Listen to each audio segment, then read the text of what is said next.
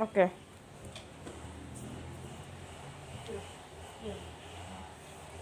Selamat pagi anak-anak. Selamat pagi, Ibu. Terima kasih anak-anak sudah mau meluangkan waktunya untuk melakukan kegiatan dengan kita hari ini. Sebelum kita melakukan kegiatan kita awali dengan berdoa terlebih dahulu. Mungkin salah satu dari adik-adik bisa memimpin kita dalam doa. Iya, Ibu Teman-teman dan ibu guru, mari kita berdoa. Semoga saya memberdoa ini secara imam betul dalam nama Bapa, Bapa kami, Bapa kami yang di surga, dunia Tuhan namamu, datanglah kerajaanmu, jadilah kehendakmu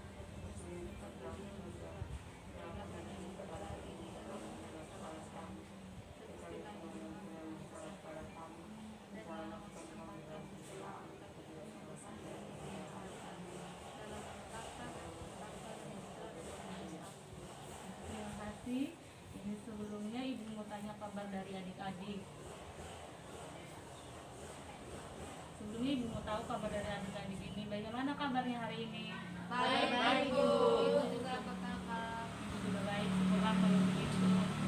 Sebelum itu Ibu akan adik-adik di sini apa sudah pernah mengikuti kegiatan bimbingan kelompok sebelumnya? Oh, ada yang sudah, ada yang belum. Baiklah, di sini Ibu akan menjelaskan sedikit mengenai bimbingan kelompok. Bimbingan kelompok di sini yaitu pemberian informasi atau bantuan oleh seorang yang profesional atau guru pembimbing kepada suatu anggota kelompok yang terdiri dari 5 sampai 12 orang yang bertujuan untuk mendapatkan informasi atau menambah wawasan dari adik-adik. Bagaimana, sudah paham? Sudah, Ibu.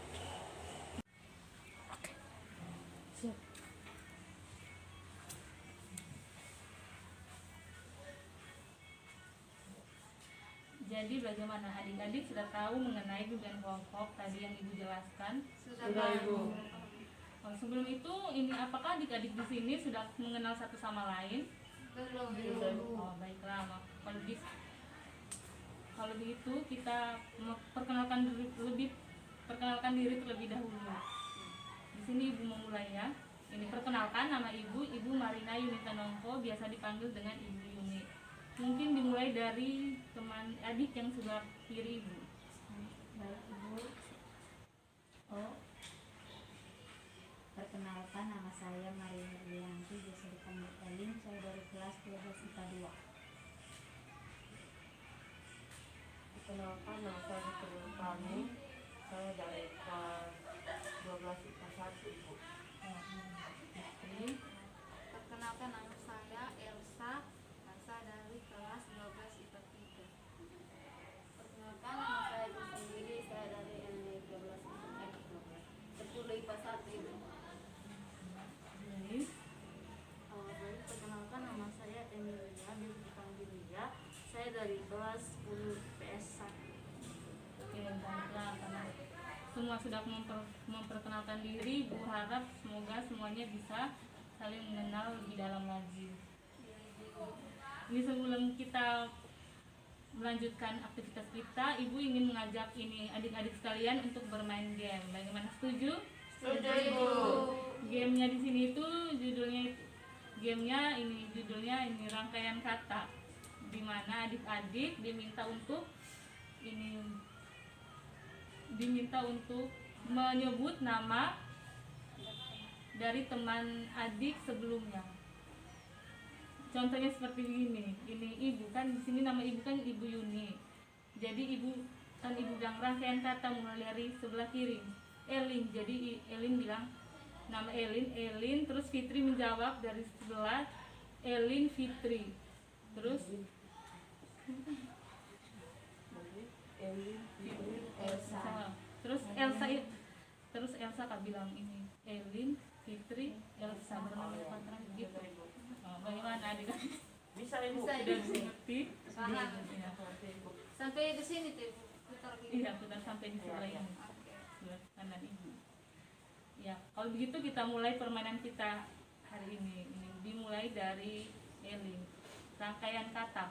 Elin, Elin, Fitri, Elin Fitri Elsa. Elin Fitri Elsa Grace. Elin Putri Elsa Grace Lia. Elin Fitri Elsa Grace Lia Yuni. Ya, terima kasih adik-adik. Baiklah, ini apakah adik-adik sudah siap untuk mendengarkan materi yang akan Ibu jelaskan hari ini? Iya, Ibu. Baiklah, di sini Ibu akan menjelaskan mengenai kejujuran antara teman sekolah. Sikap kejujuran antara teman sekolah. Di sini apa adik-adik ini mengetahui mengenai kejujuran? Ada yang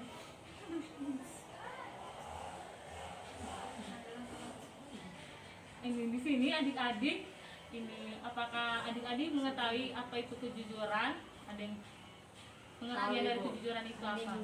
Ya, coba dari adik Elin.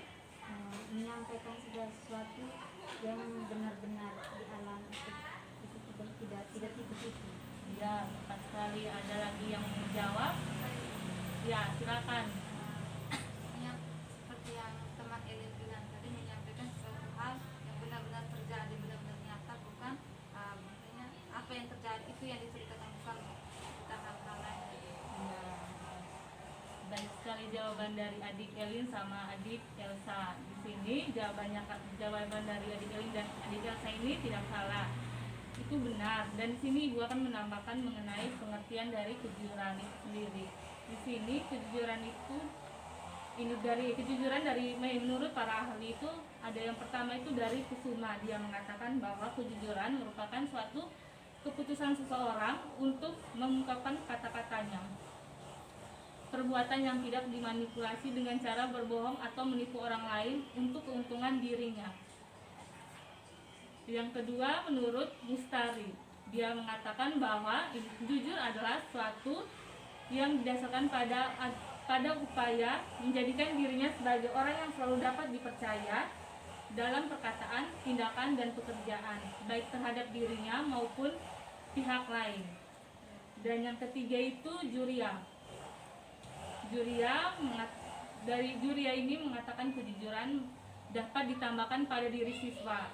Ini bahwa di jenjang pendidikan dasar melalui kegiatan mengoreksi hasil ulangan dalam kelas. Oke. Menurut Juria juga ini peran guru sangat penting dalam mencermati proses koreksi dengan bertujuan untuk menanamkan kejujuran dan tanggung jawab pada diri siswa. Nah, dari ketiga ahli tadi maka dapat disimpulkan bahwa kejujuran adalah sikap seseorang yang sering sekali diungkapkan dengan ucapan maupun tindakan secara spontan sesuai dengan keadaan yang sebenarnya, tanpa adanya rekayasa dari yang diucapkan dan dilakukan. Apapun yang diucapkan dan dilakukan itu bersifat benar sesuai dengan fakta yang ada, sehingga kejujuran itu dapat diartikan sebagai kesamaan antara yang diucapkan dan tindakan yang dilakukannya. Tuh, bagaimana, sudah paham atau ada yang masih belum paham? Begitu kita lanjut ke yang berikutnya. Yang berikutnya itu langkah-langkah dalam membangun kejujuran. Di sini itu menurut teman-teman apa saja langkah-langkah dalam membangun kejujuran itu? Ada yang tahu? Ya, adik Fitri? Harus percaya, Ibu. Ya, percaya. Ada lagi? Oh, baiklah, kalau tidak Ibu akan menjelaskan. Di sini langkah-langkah yang dapat dilakukan oleh guru dalam membangun sikap jujur itu, yang pertama itu ada proses pemahaman tentang kejujuran itu sendiri. Itu dimana menanamkan sikap jujur itu sangat penting pada siswa, apalagi guru memberikan pemahaman yang memadai tentang makna kejujuran, sebab selama ini tuh kebanyakan siswa ini mengamati salah satu ciri orang yang bersikap jujur itu adalah salah satu ciri orang yang baik itu adalah orang yang jujur, seperti itu. Yang kedua, menyediakan sarana yang dapat merangsang tumbuhnya sikap jujur, di mana membentuk sikap jujur pada siswa memang tidak bisa dilakukan sekedar menyampaikan materi saja, tetapi dapat dilakukan dengan menyediakan alat bantu. Ini dapat mendukung tercapainya suatu sikap kejujuran pada diri siswa.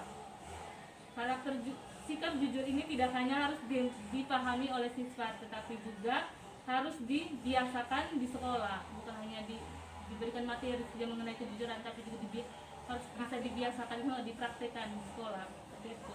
Yang ketiga, keteladanan. Di sini keteladanan itu mungkin adik-adik tahu, seorang guru itu merupakan teladan bagi siswanya, toh.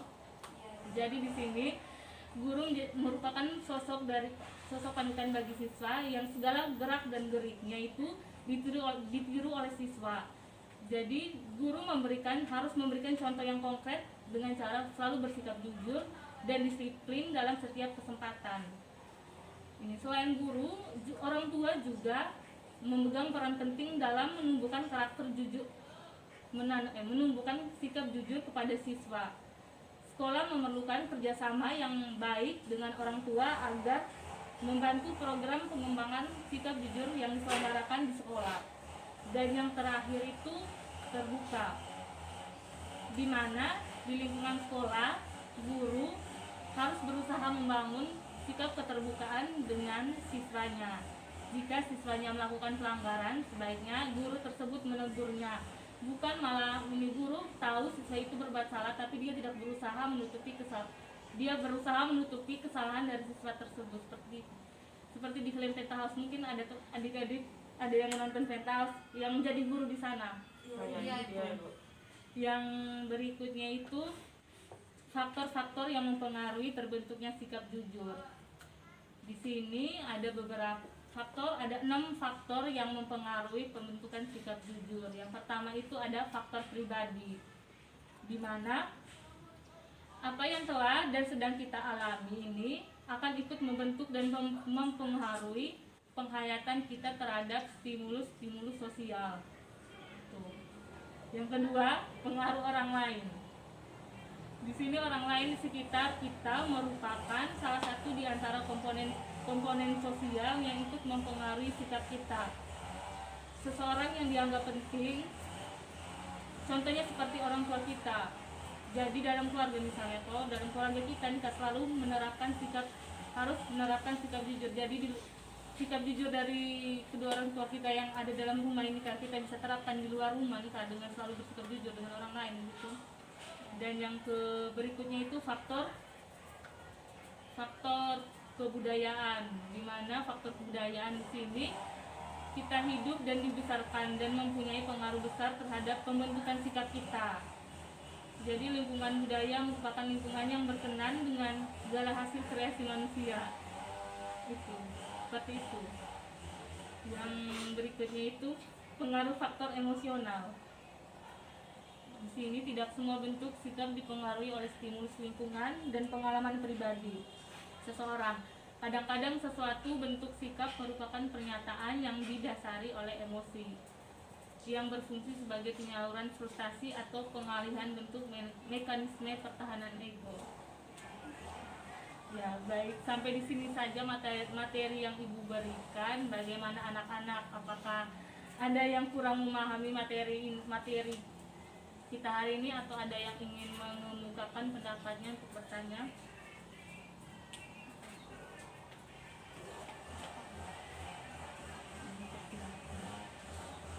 Ada yang mau? Ya, adik Lia. Kenapa bisa ada orang yang tidak jujur? Baiklah, Ibu akan menjawab pertanyaan dari adik Lia. Mungkin itu yang orang yang tidak memiliki apa tadi? Kenapa bisa orang tidak jujur? Mungkin karena faktor yang pertama itu faktor sosial yang tadi Ibu bilang tadi itu, faktor pribadinya. Mungkin dalam dirinya itu tidak diterapkan, tidak ditanam bukan pribadi. Ya, faktor pribadi itu mungkin tidak ditanamkan dari dia kecil. Jadi sehingga yang membuat dia itu tidak bisa melakukan perbuatan jujur gitu. Ya. Adik Elsa, Kalau Anda lihat tadi dia bertanya, kenapa bisa ada orang yang tidak mau penyebab yang pertama itu mungkin karena dia takut, mungkin lingkungan. Nah, mungkin dari lingkungan yang ditinggal itu lingkungan yang keras mungkin. Kalau misalnya nanti kalau dia berbuat salah, berarti pasti akan dihukum dengan misalnya, pokoknya kan biasa tuh ada tempat-tempat tertentu tuh ada yang misalnya kalau kita buat salah pasti selalu dihukum.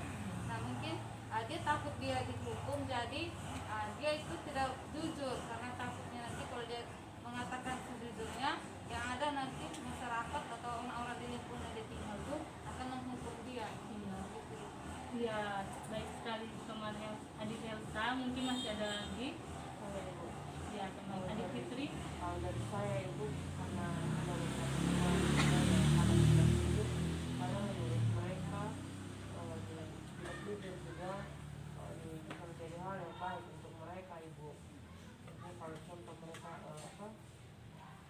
ya seperti teman Elsa tadi takut kalau mereka mengatakan kasih tahu yang jujur, contohnya kalau mereka ada barang atau apa kasih tahu yang jujur, misalkan mereka kena pukul atau kasih kena hukuman begitu ibu, mau dari guru atau dari orang tua itu.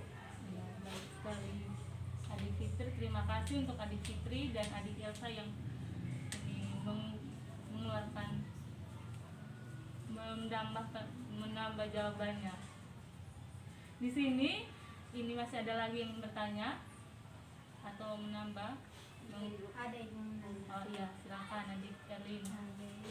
Tadi teman Elsa dan Fitri sudah menambahkan, mungkin saya juga menambahkan mengapa orang bisa tidak berlaku jujur. Kalau menurut saya mungkin karena setiap kali mereka melakukan ketidakjujuran itu, tapi mereka tidak menyadari apa sehingga mereka tidak melakukan ketidakjujuran yang juga karena kebiasaan dari diri mereka sendiri sudah tanamkan perilaku tidak jujur sehingga.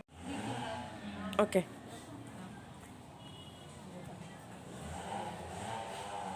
Baik, terima kasih atas tambahan dari ketiga adik tadi. Di sini Ibu ingin menanyakan kesimpulan dari adik-adik mengenai materi kita hari ini. Ya, adik Elsa. Baik, saya akan memberikan kesimpulan tentang materi kita hari ini sesuai yang saya pahami. Ya, Nah, tadi Ibu kan menjelaskan tentang kejujuran. Nah, yang saya pahami itu kejujuran itu sesuatu yang apa yang kita katakan dengan benar tanpa ada rekayasa atau menyampaikan sesuatu yang benar-benar terjadi. Nah, orang juga sering terjadi sering mengalami tindakan tidak jujur, yaitu dialasankan karena takut dihukum, terus karena faktor lingkungan juga begitu Bu. Mungkin itu saja kesimpulan dari saya. ya terima kasih teman Elsa. Mungkin di sini juga Ibu akan menambahkan sedikit mengenai kesimpulan mengenai materi kita hari ini. Di sini kejujuran itu merupakan sikap seseorang yang sering sekali diungkapkan dengan ucapan maupun tindakan secara spontan sesuai dengan keadaan yang sebenarnya tanpa adanya rekayasa yang diucapkan dan dilakukan. Adapun ada langkah-langkah dalam membangun kejujuran bagi siswa seperti proses pemahaman terhadap kejujuran itu sendiri, dan juga dalam kejujuran juga ada faktor-faktor yang mempengaruhi sikap jujur itu. Di antaranya itu tadi faktor pribadi, faktor pengaruh orang lain, dan faktor kebudayaan. Mungkin sampai di sini saja materi kita hari ini. Di sini Ibu ingin membagikan lembaran evaluasi kepada adik-adik ini untuk bertujuan untuk mengetahui sampai di mana sejauh mana adik-adik memahami materi kita hari ini.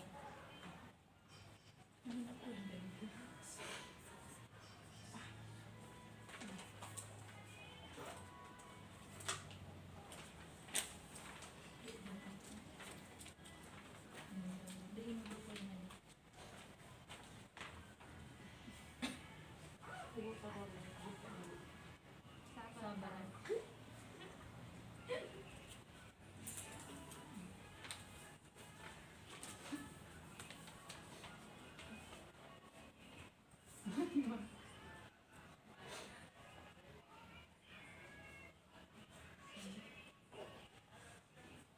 Adik Fitri apakah sudah menyelesaikannya?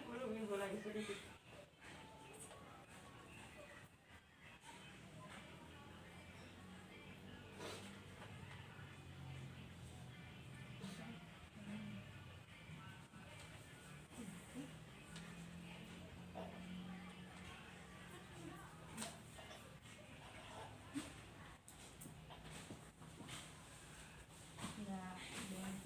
Kalau sudah bisa dikumpulkan. Ya.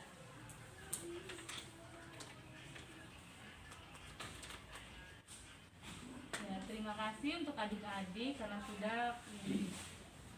sudah meluangkan waktu untuk mengikuti kegiatan kita hari ini dan sudah menyelesaikan evaluasi ini. Karena tadi kita mengawali kegiatan kita ini dengan berdoa, maka sekarang juga kita mengakhirinya dengan berdoa. Ya, Ibu minta adik Elin untuk bisa memimpin kita dalam doa. Doa penutup. Semoga ibu dan teman-teman sebelum kita mulai kegiatan kita, mari kita berdoa. Dalam nama Bapa dan Putra dan Roh Kudus. Amin. Dan Yesus, terima kasih atas berkat-Mu kami telah menyelesaikan kegiatan kami. Semoga apa yang kami dapatkan hari ini dapat bermanfaat dalam kehidupan kami. Semoga dalam permohonan ini Tuhan kami serahkan ke dalam tangan-Mu dan Tuhan Yesus Tuhan kami. Amin. Dalam nama Bapa dan Putra dan Roh Kudus. Terima kasih untuk teman Elin dan juga sampai di sini pertemuan kita hari ini. Ini semoga adik-adik ini bisa memahami apa yang Ibu jelaskan tadi dan bisa menerapkannya dalam kehidupan sehari-hari adik-adik. Ya. Terima kasih, Sampai di Bu. sini dulu pertemuan kita ya. Nanti Ya Ibu.